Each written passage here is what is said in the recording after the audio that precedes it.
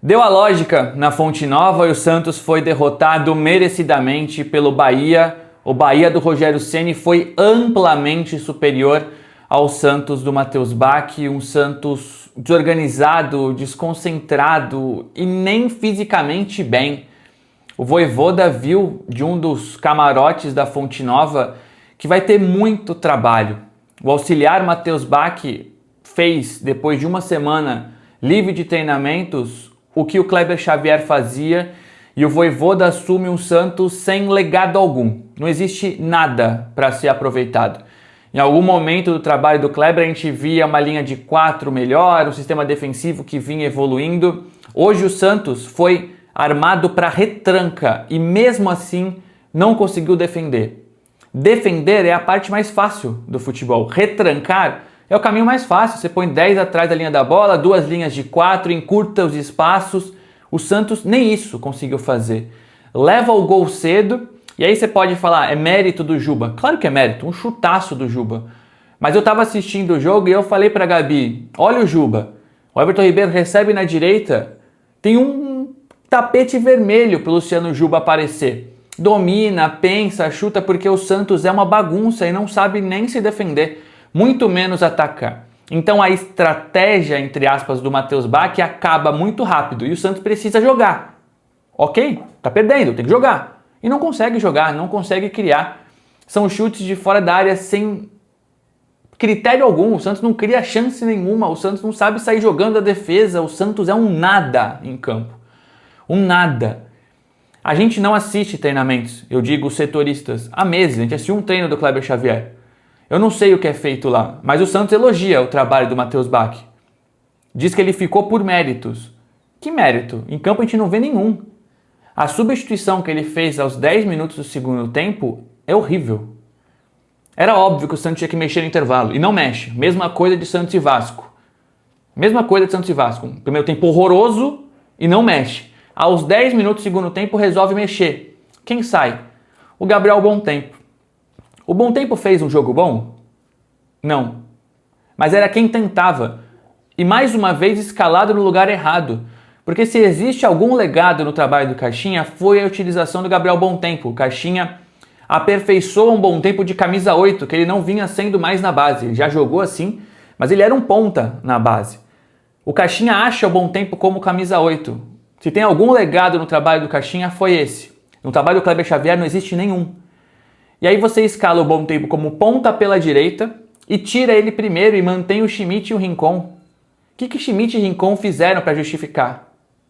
Qual o sentido de eles continuarem em campo? Uma dupla de volantes que não marca, que não ataca, que é lenta, que não faz nada em campo. E sai o Bom Tempo primeiro. Quando eu dei a escalação aqui no pré-jogo, eu falei, não sei qual que vai ser a função do Bom Tempo. Na minha cabeça, eu pensei, vai ser ponta. O Matheus não vai mudar o esquema. Mas dentro de mim eu tinha essa expectativa de mudança de esquema tático. Falei, pô, vamos fazer uma coisa diferente, né? Você deixa o Rincon de primeiro, o Schmidt sai de um lado e o Bom Tempo sai do outro. Né? Você faz uma dobra de meias com o Bom Tempo, tenta fazer um 4-4-2 e encosta o Barreal no Tiquinho, abre o Barreal pela esquerda, o Bom Tempo pela direita como meia, se não nesse 4-3-3 engessado, deixa o Roleza mais próximo do Tiquinho. Mas não, é o mesmo 4-3-3 de sempre. O Bom Tempo foi escalado como auxiliar do Mike para marcar, assim como o Barreal do outro lado.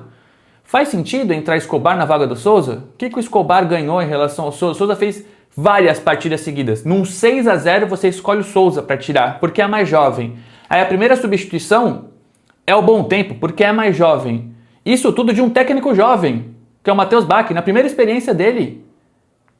Tão jovem assim e refém dos medalhões.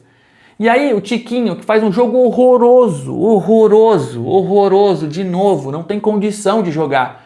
Sai para entrar o David Washington, que não foi relacionado no último jogo. Pro Luca, que tem proposta, não entrar. Então você pode dar um recado, tipo, pô Luca, eu preciso de você, eu conto com você, eu vou recusar essa proposta para você jogar. Não, deixa o Luca no banco. E aí entra o David, não entra o Luca. Tá tudo errado, gente. Tá tudo errado. Uma atuação horrível de um time que não sabe o que faz. O Bahia joga quarta e domingo, e hoje treinou contra o Santos. O Bahia passeou contra o Santos. Um Bahia sem Caio Alexandre e sem Pulga, que são dois dos destaques da temporada. machuca o Ademir no começo, machuca o Acevedo depois, entra um, sai outro e o Bahia é muito melhor que o Santos o tempo inteiro. O Santos não tem a menor condição de vencer, de empatar. E a entrevista do capitão Rincon, para mim, é o resumo desse Santos. O Rincon diz que o Santos controlava o jogo até levar gol e que foi melhor depois.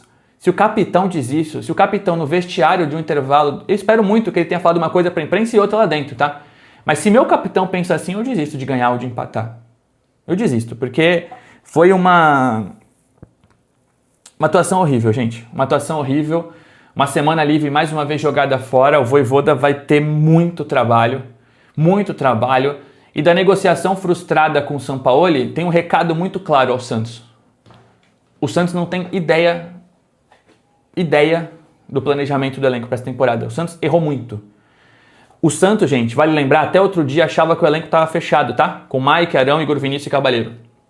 Por causa das lesões do Basso, do Luan Pérez, a saída do Gil, o Zé Ivaldo mal contra o Mirassol, o Santos fala, pô, preciso de um zagueiro.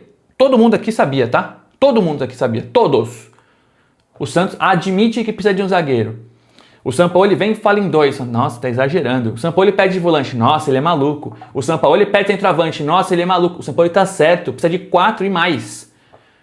O Santos tem o Luan Pérez como confiável e olhe lá. O Santos não tem um volante que joga além do Bom Tempo. E hoje o Bom Tempo foi escalado como ponta. Zé Rafael não joga nada, o William Arão não entra nunca. Que edema na panturrilha é esse? Que demora 1 mês para recuperar, 2 meses para recuperar. O Neymar sai notícia e o Santos não se posiciona, o Arão não joga, o Santos não se posiciona. O Schmidt não dá, o Rincon não dá. O Rian, o que o Rian faz no treino? Se todos esses ruins jogam, o que o Rian faz? É tão ruim assim o Rian para não entrar? O Santos só tem um Bom Tempo de volante, precisa de volantes. Santiago Gonzalez, Faravelli, Vitor Hugo, não sei, precisa de volantes, no plural. E não pode ter o Tiquinho. O Tiquinho não pode jogar, o Tiquinho para entrar 10 minutos quando tá empatado. Nem isso, porque não faz uma parede, não acerta uma cabeçada. David Washington, a passagem dele é terrível até aqui. O Santos tem apenas o Luca como potencial centroavante. O Santos precisa assim de 4, 5, 6 reforços. Tá errado, o Santos montou um elenco ruim. O Santos gastou e montou um elenco ruim. O Santos pode melhorar? Sim, deve melhorar com o Vojvoda. Esses mesmos jogadores podem fazer mais, mas seria um milagre. Schmidt, Rincon, Tiquinho, seria um milagre. A gente precisa bater palma de pé pro Vojvoda por 10 minutos no final da temporada se esses caras renderem.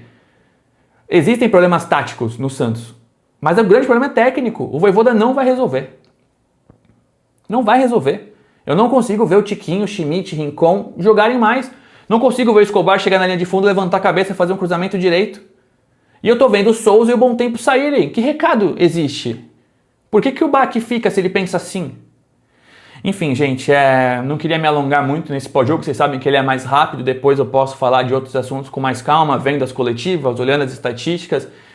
Eu tento sempre ser muito ponderado aqui, mas me incomoda muito que o Santos perca e não faça ideia de como perdeu.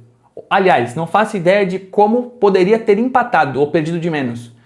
Que esse é meu ponto. Perder para o Bahia na Fonte Nova é natural. O trabalho do Rogério Ceni é muito bom. O Bahia na Fonte Nova é um grande time. Faz sentido perder. Ainda mais o Santos nesse momento, com o interino. Beleza, sem Neymar, sem o próprio Guilherme, que enfim, vocês podem analisar se faz falta ou não.